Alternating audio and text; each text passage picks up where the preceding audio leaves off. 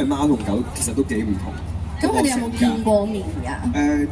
冇見過面嘅，冇見過。我哋完全 friend 都唔係。係啊，純粹係我自己見過佢哋兩個。OK，咁你好啦，咁你又養貓又養狗，咁你中意貓多啲啊？咁梗係狗啦，而家。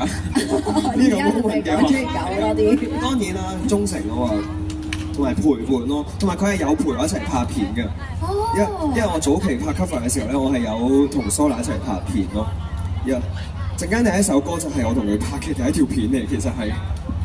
好啊，咁會唔會有啲養寵物嘅心得可以同大家分享一下？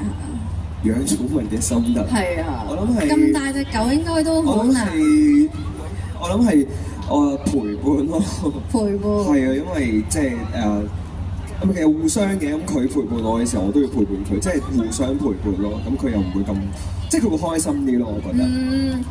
咁大隻狗應該運動量都幾。唔係㗎，佢唔係好喐嘅啫。我真係唔係好喐嘅。佢嘅個性係點樣㗎？偏 hea 咯，應該係即係好懶咯。好好動喎，但係佢而家。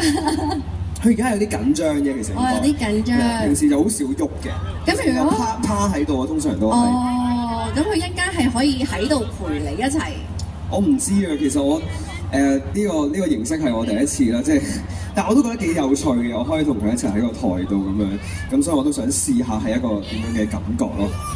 可能佢陣間會走咗，我都唔知。好，咁我哋就俾 Sola 同 IU 一齊喺個台度分享。佢都想唱歌啦，即刻。係㗎，但係佢 OK 嘅，好，咁我將個時間交俾你同埋 Sola 啦。